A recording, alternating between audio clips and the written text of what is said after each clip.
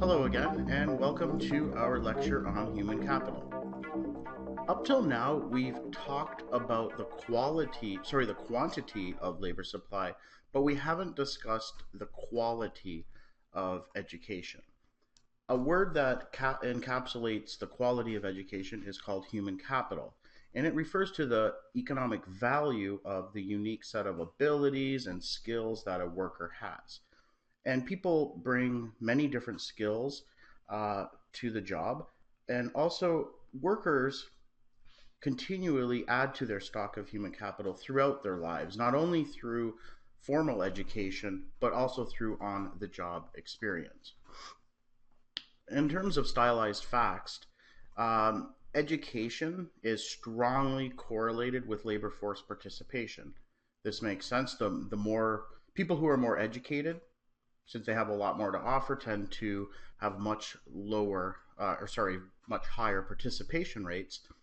They also have much lower unemployment rates. So education is also strongly correlated with unemployment.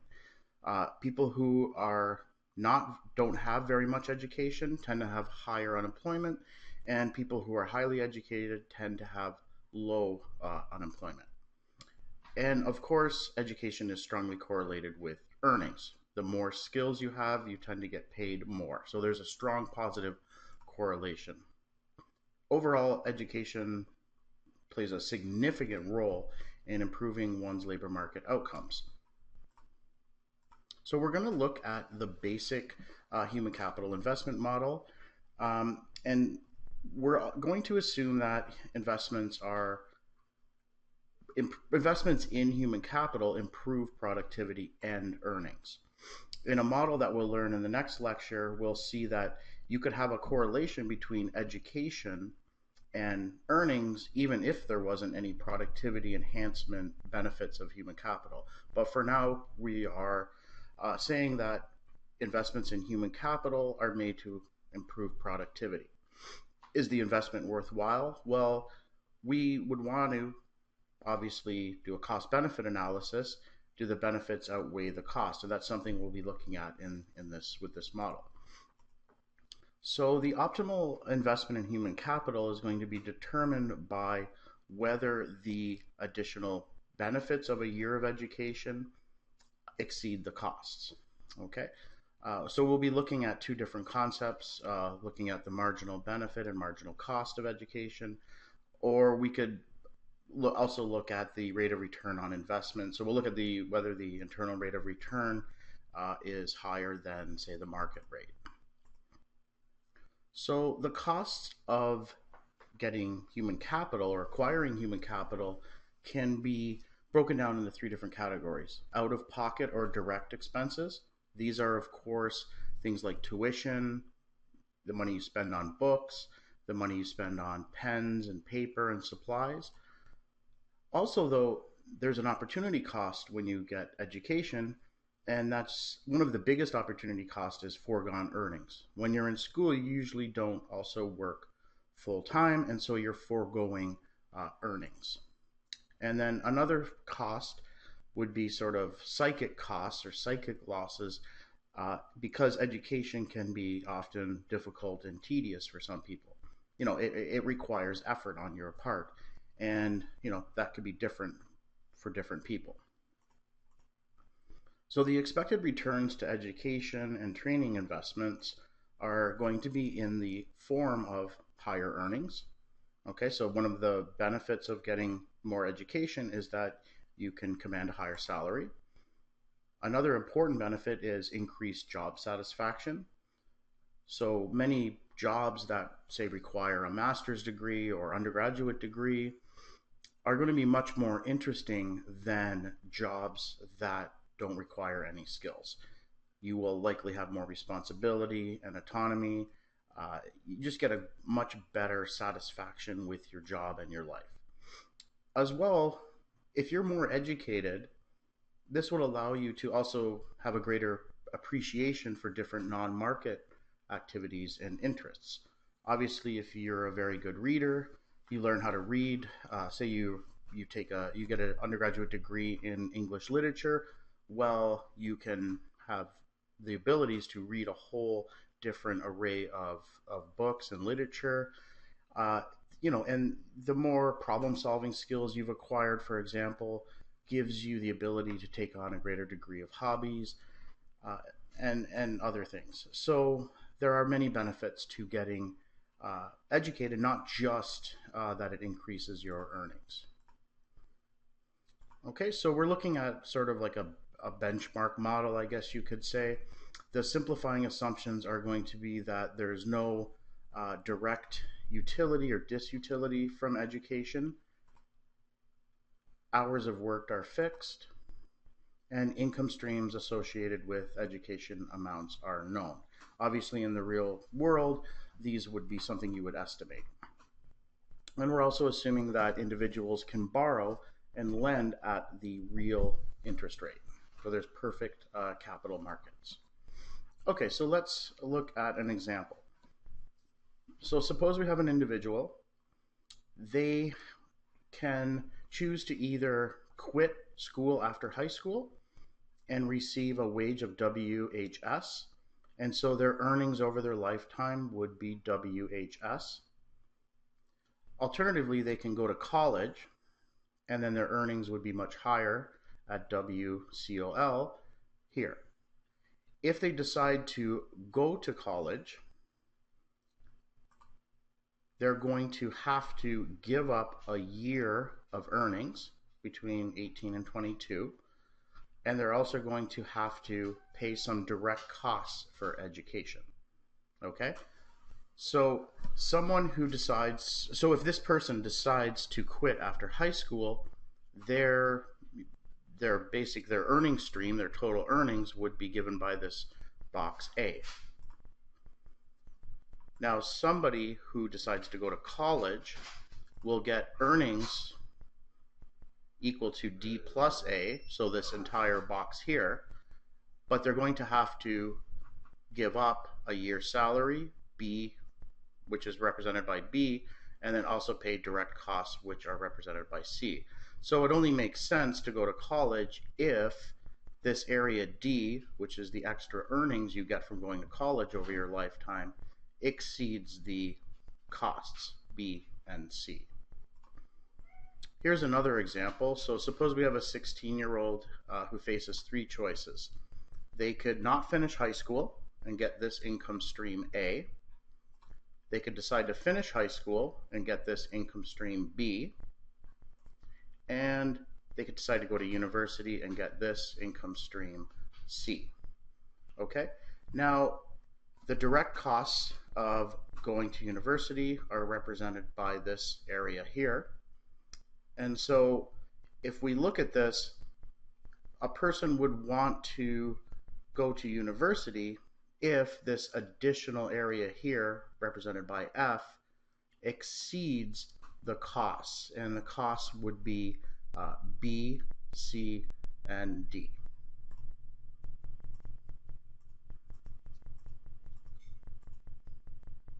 Okay?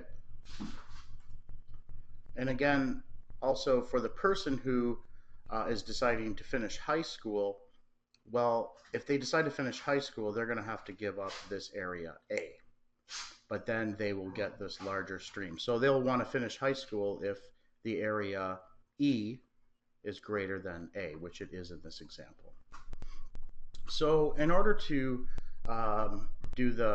understand this model, we use present value calculations. You may have seen this before in your other courses. We want to discount money in the future to today.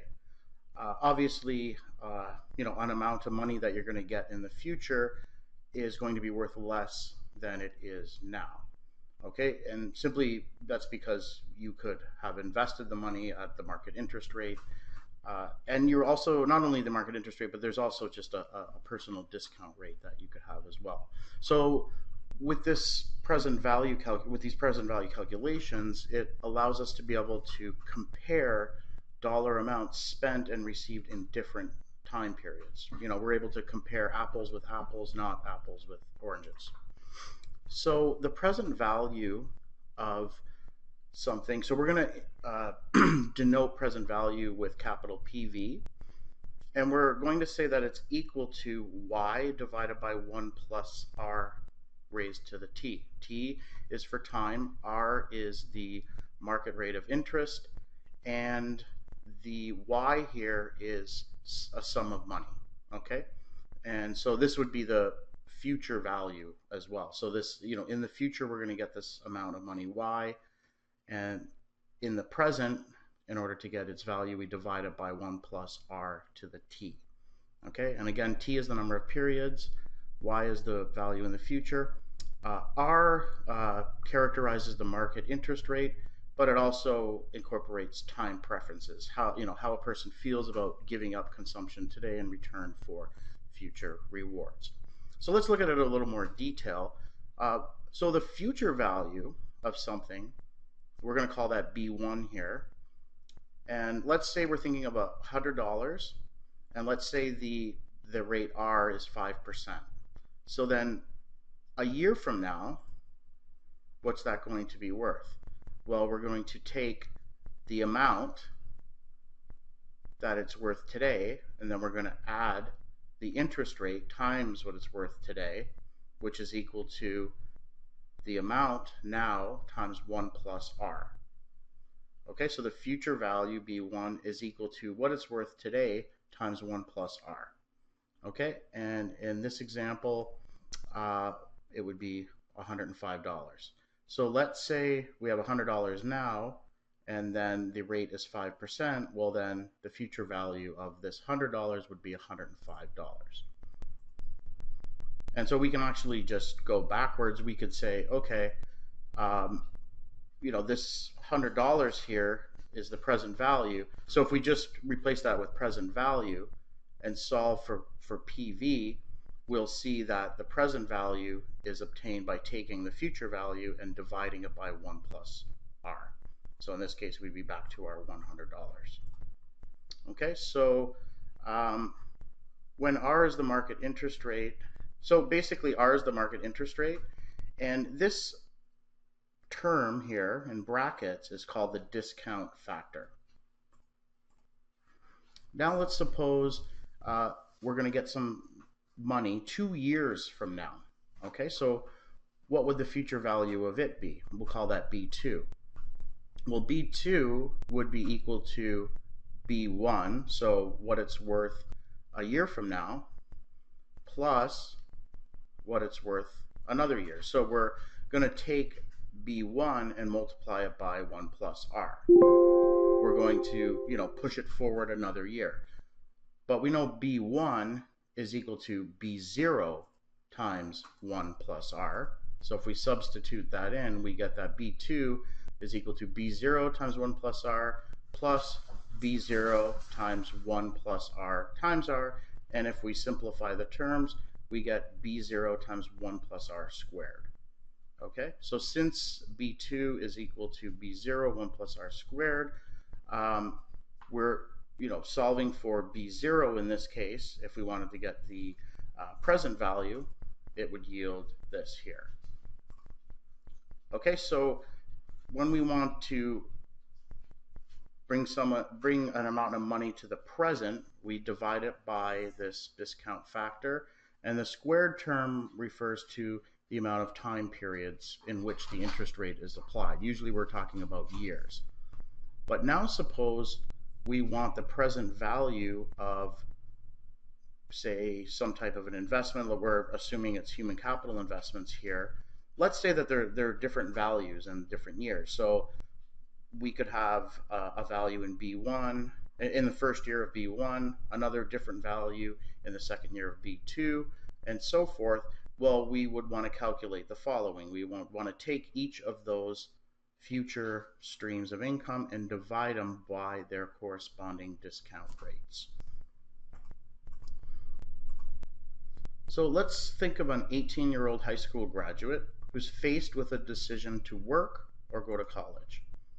The present value of the benefits at age 18 over t minus 18 years remaining years of work would be equal to this. So we're saying t would be the time when they stop working. So if we suppose that the amount that they're going to get is the same, so we'll just assume it's some value y, we would calculate this. The present value is equal to y divided by 1 plus r. So that's for the first year. Or sorry, in year 0. So right now, if you're talking about this year and they're making the money this year, we don't discount it. So we're just going to divide it by 1. Then next year, we're going to divide it by that, and so on, up to t minus 18 years.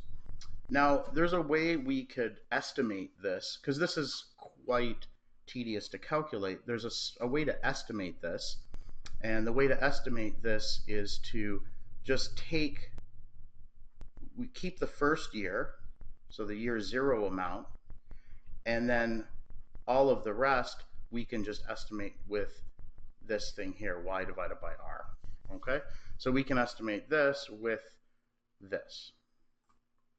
So again, y is some yearly income, r is the discount rate, and t is, capital T is the age at when you would stop working.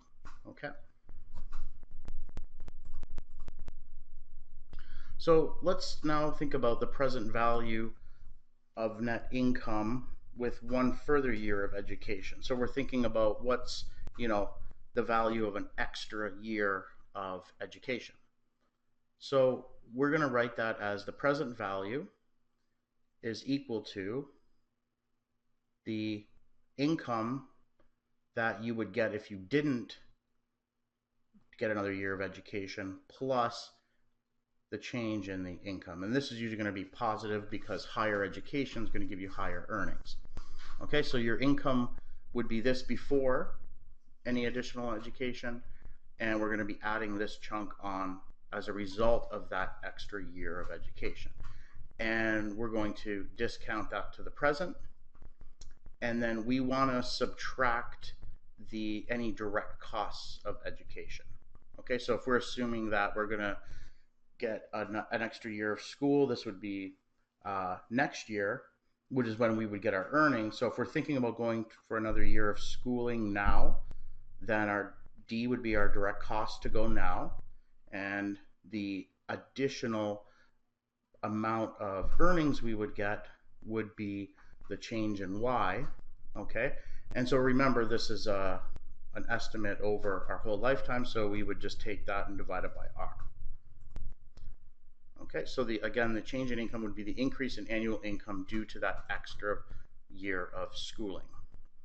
So the overall net gain from an additional year of schooling would be obtained by looking at the present value.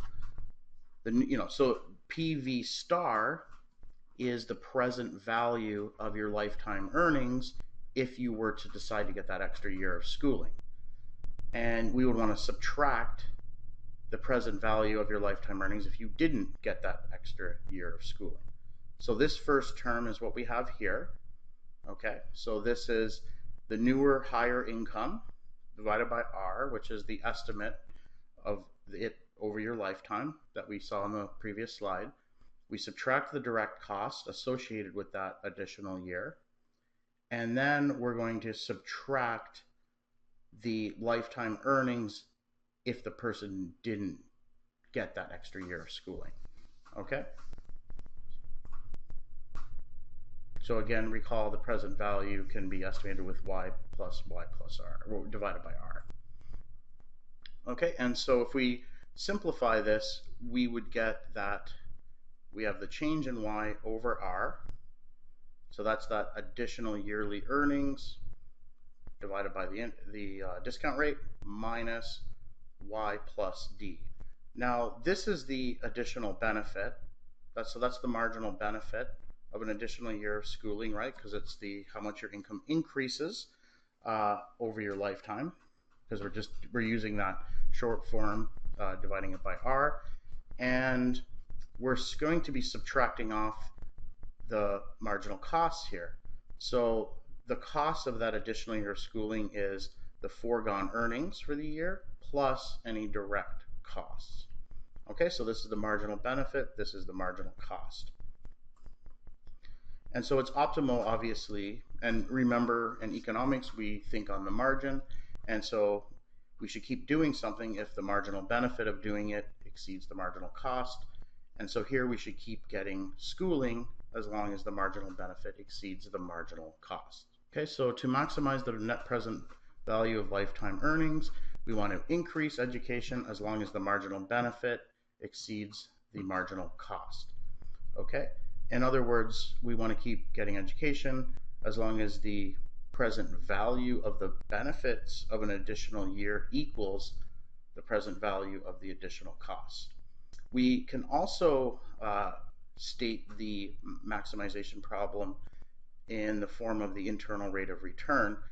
The internal rate of return is essentially what the return on getting an additional year of education is, as long as that exceeds the market rate of interest, which is the opportunity cost of financing the investment. Because you can always, instead of spending money on human capital, you could always just get a certain interest rate at the bank for that money. You could invest it at the market interest rate.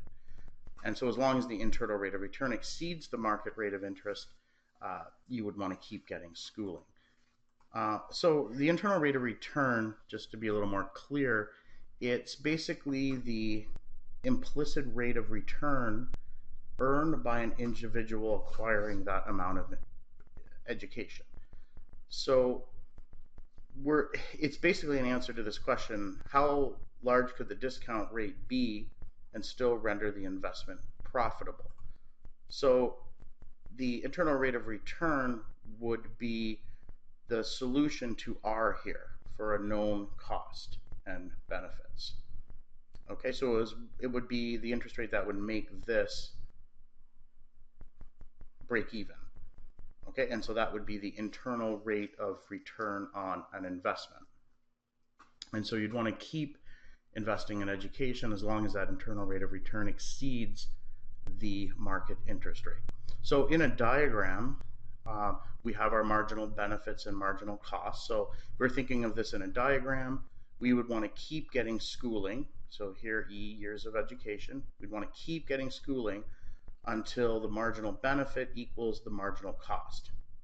Now the marginal benefit's going to fall because of diminishing returns to education. So at first, education is going to give you a much larger wage, but you could think of after your second PhD, that's not going to really increase your wages all that much. And in terms of costs, the more years of schooling you get, the costs are going to increase because your earnings, your foregone earnings, are going to be increasing because you're higher educated. And then you can also have direct costs increasing. An example of that would be, of course, elementary school or high school is typically free, but then post-secondary education costs. You have to pay a lot more. And here we have our internal rate of return. So the internal rate of return is going to fall as years of education increases. And that's, again, mainly because of the diminishing returns to education. And the market interest rate is constant. So in this context, we would keep getting schooling as long as the internal rate of return exceeds the the market interest rate. When they're equal, that refers to the optimum. So it's a very simple model, and I mean, obviously we don't make these explicit calculations when we're deciding to go to school, but we implicitly do, and we have expectations about what the salary would be. And so the implications of this theory is, they're actually quite clear. And that's one of the key implications, obviously, is that you should make human capital investments earlier in your life, and most people do. And that's simply because you want a longer time horizon to be able to recuperate those you want to have a long time horizon to be able to enjoy the higher earnings. So when you're older, people would want to enjoy the benefit.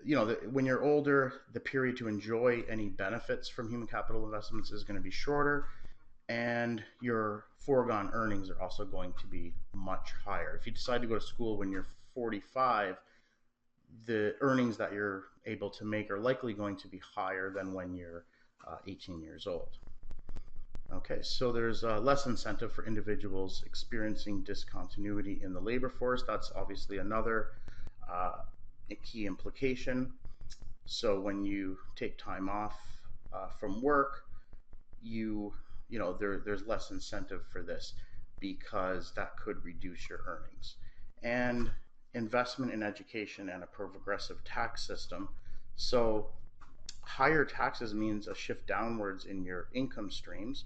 So that would mean that your marginal benefit equaling marginal cost would be at a lower level. So there's a, in terms of a progressive tax system, there tends to be a lower investment in human capital. So age earning profiles, we've seen these before. We can now see that highly educated workers would earn more than less educated workers, or at least we would speculate that because they're getting some useful skills that should be able to make them more productive. And earnings rise over time at a decreasing rate. So that's another characteristic we will see. And we see that the age earning profiles of different education cohorts will diverge over time. So earnings increase faster for more educated workers. So let's see what these look like. So these are typical age earnings profiles that you will see. So college graduates tend to make a lot more than those who drop out of high school, just finish their high school, or drop out of college and only have some college. Okay, and we can see they're steeper at first for college graduates, and we can clearly see that we have this fanning outward. So high school dropouts, when we look at the data, their earnings don't change all that much. But when you get highly educated, they increase a lot. They don't start tapering out till much later on in life. And the profiles for women are generally similar. Now, let's do some practice questions to make sure we got the concepts. So let's suppose we have Mary. She's an 18-year-old high school graduate who can take a job paying $30,000 without further education.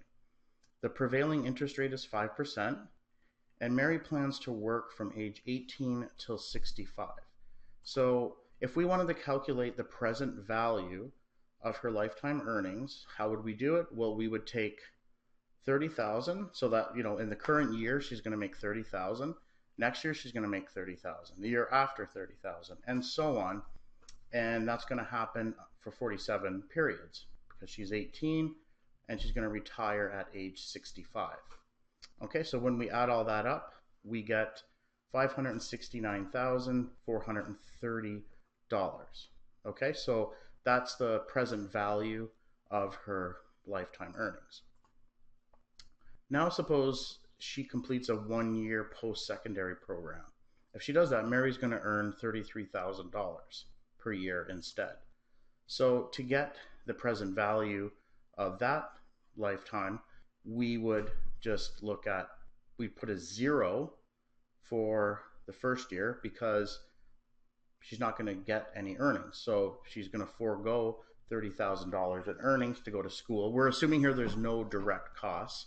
And then we do the same, but now the income that she would earn every year is $33,000. So when we do this, calculate everything, we get $593,373. And so obviously that's more. So this extra year of schooling increases the present value of her future income by $23,943. And so we would want to compare these two values. And that would be the net present value of going to college over not going to college. Okay, so this question's asking us to compute the internal rate of return using this formula which is the change in y over y plus d. Okay, if you remember, the internal rate of return is sort of, if you think of an investment stream, it's the interest rate that would make it break even. So here, if there's no direct cost, for Mary, the internal rate of return is just going to be 10%. If she decides to get 1 year of schooling, the internal rate of return is going to be 9%. Okay, and the direct costs have to go up for Mary to not undertake the investment. And right now we were assuming that there wasn't any direct costs. Okay, so we could use this formula to estimate the internal rate of return. It's just that change in earnings. So if you get the extra year of schooling, this is your benefit. And then you're dividing it by what you had to pay or your cost to get that. Usually, when you can think of, in general, the return to something is usually what you get divided by what you have to give up to get that. So here, if you do an extra year of schooling, the change in income is this amount, and so that's your benefit. That's what you're going to get. But in order to do that, you had to give up a year of earnings and any direct cost of going to school. Okay, so here, if there were no direct costs, the internal rate of return would be 10%. Obviously, then if there's direct costs, say they're $3,000, that would decrease the internal rate of return, and it would be 9%. So clearly here, the direct cost would have to go up quite a bit more for her not to undertake the investment. If we look at the previous slide, we can remind ourselves that the discount rate for her was 5%. And so here, even with direct costs of $3,000, the internal rate of return is 9%. So we could increase these direct costs by a lot more before the internal rate of return would be 5. Okay? So in fact, the direct cost here would have to go up to $30,000 for the internal rate of return to equal the market interest rate. Okay, here's another question. Calculate the present value of earnings for a discount rate of 10%, 45 time horizons, and per period wages of $10. Assume the person works 5 days a week, 48 weeks a year, and 8 hours per day. Okay, so let's first figure out what the annual earnings would be. So this person in a year is going to work 5 times 48 times 8 hours. Okay, so that's 1920. And if they're getting $10 an hour, then the annual earnings are going to be $19,200. Okay, so in order to calculate the present value of their lifetime earnings, and we could estimate this with our formula from before, we can just calculate it like this. We would do 19,200 plus 19,200 divided by 0.10, and that would equal $211,200. Okay, we have another question. This one's a little more involved. Debbie is about to decide which career path to choose. She has narrowed her options to 2 alternatives.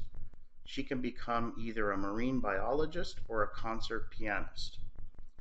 Debbie lives for 2 periods. In the first, she gets an education. In the second, she works in the labor market. So we're simplifying things here. We have 1 period where the person gets education, and then the next period they work. Okay?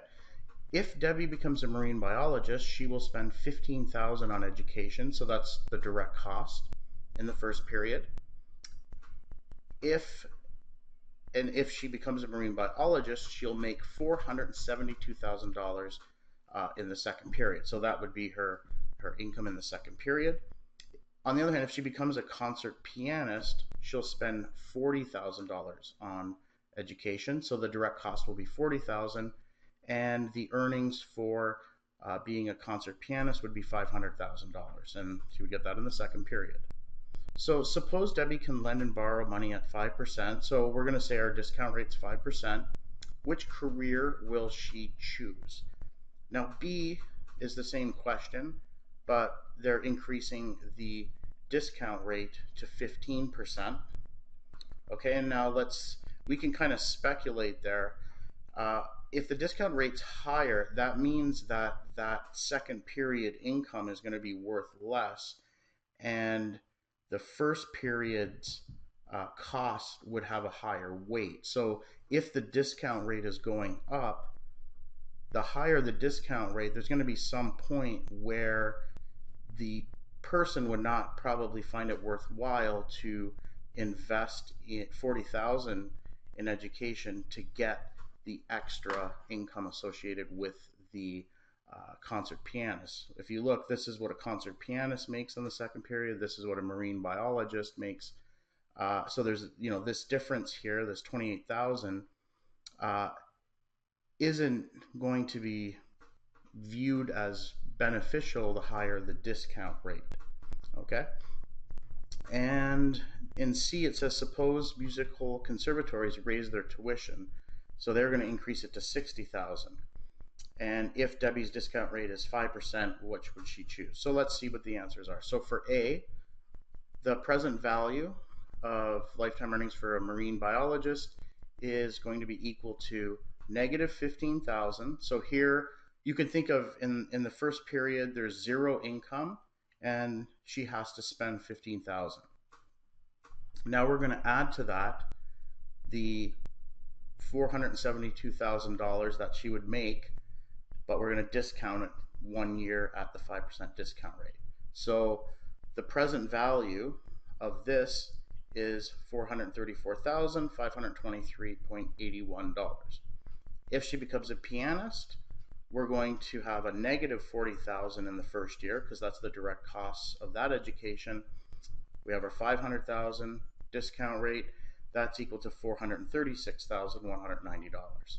So in this case, the pianist option exceeds the biologist option, and so she would become a concert pianist. Now, if the rate of interest is 15%, and we do the same calculations, we get that the biologist occupation would be better for her. So if the discount rate is increased to 15%, then she would change her decision. Okay? That $500,000 in the second period, isn't as nice as it is when the discount rate is 5%. Okay, lastly, Debbie will compare the present value of being a biologist from part A with the present value of becoming a pianist. So the relevant present values are going to be here. So all we've done here is change this to 60,000. So we've increased the cost of the training for this occupation by 20,000. Discount rate is still 5%. And that increase in cost, so even though in the second period she would get $28,000 more in terms of a salary, paying an extra 20,000 in the first period would, that extra 28,000 she's going to get extra. So that 8,000 over and above the additional cost isn't because of the discount rate going to entice her to want to do it. So here she's going to want to be a biologist when the cost of getting educated as a pianist increases by 20,000 from the 40,000 that it was before. So the cost of as the cost of an investment increases, the chance of pursuing that investment obviously fails. Okay, our next question. Suppose Anna is considering taking a graphic design training program that involves direct costs of $3,000 and foregone earnings of $5,000 in the first year, in year 0. The training program will increase Anna's earnings by $3,000, $4,000, and $5,000 for the 3 years she plans on working. Okay, so her earnings are going to increase by this amount. Now it's asking, what is the net present value of the training program if the discount rate is 10%? Okay, so you might want to pause it, see if you can calculate the answer, and then we'll look at the answer together. So the answer is 6,789, and we get that by doing the following calculation. So we know in year 0, she has to pay out $3,000. Okay, so we're going to discount, we're in year 0, so the discount factor is just going to be 1. And then so if she does that, she's going to get an additional 3,000 in the first year, an additional 4,000 in the second year, and an additional 3,000, or an additional 5,000 in the third year. Okay, so these are just the differences. And so then we know the net present value of that stream, that for her to get educated, is $6,789. Okay, next question. The opportunity cost of obtaining human capital is, which one of these is correct? Well, the answer is B. So the opportunity cost of getting educated is foregone income. Okay? A is a cost, but these are direct costs, not opportunity costs. If you were to phrase the question as, well, you could think of there is an opportunity cost associated with the money spent on these, but that's not what was asked. We consider these direct costs, books, supplies, tuition fees. And certainly C is not true, and D is not true. Okay, next question. Mary is an 18-year-old high school graduate who can take a job paying $30,000 without further education. The prevailing interest rate is 10%. What is Mary's present value of earning $30,000 a year from age 18 to 20? So 3 years in total. Okay, I'm going to pause it, or you should pause the video, calculate it for yourself, and see what you get. Okay, what did you get? Well, the answer is 82,066. How did we get that? Well, we took 30,000, discounted it. It's year 0, so there's no discount factor. The discount factor is just equal to 1. 30,000 in the second year, we divide by 1.1. 30,000 in the year after, we divide by 1.21. When we sum everything up, we get $82,066. Okay, so same question. So Mary, we're still talking about Mary, but now assume that Mary would earn $60,000 a year if she completes a 1-year post-secondary program. Okay, so and same ages, 18 to 20, so we have 3 years. So now in year 0, so the answer is going to be 82,066. Let's see how we get that. Okay, so the answer is 104,132. How do we get that? Well, in the first year, she's not going to get any income. The question never mentioned any direct costs, so the direct costs are 0. But in the second year, she's going to get 60,000. We discount that by the appropriate discount factor. Same with the next year. When we add everything up, we get $104,132. Okay, next question. The rule for optimal human capital investment is that, which one do you think is true? So maybe pause the video, read them over, and I'll let you know what the answer is in a moment. Okay, the correct answer is A.